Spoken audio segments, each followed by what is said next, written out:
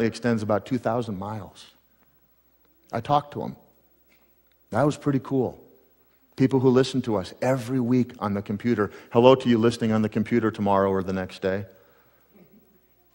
You know, that is a pretty amazing thing when you think about it, this little town in the middle of west central Minnesota.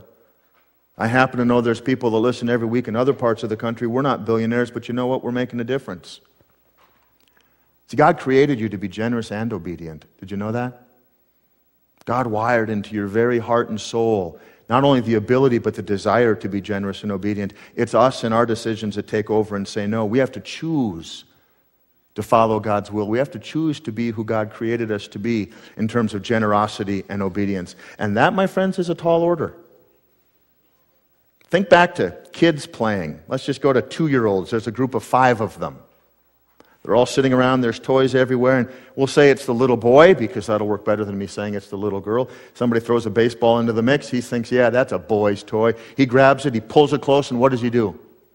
Mine! Maybe the little girl from next door that brought it over, it doesn't really matter. You know the rules for 2-year-olds, right? If I like it, if I want it, if I've seen it, if I've touched it, if I dreamt about it, it's mine. We're neither generous nor obedient. Mom comes or dad comes and says, hey, give that back. That's not yours. No! And it's a battle we never quit fighting no matter how long we live. We're not generous and obedient unless we allow God to work that in us. We can be childish. We can be foolish. I'm going to ask you something here. What do you think? I'm going to put a slide on the screen in a moment, but not just yet. Do you know what this is? That is 1 day's worth of food for my dog Gunner. Gunner's an odd dog, but that's a day's worth. Well, that's a little less, but it's the bowl that I got with me. It's a day's worth of food. And here's the problem being a preacher.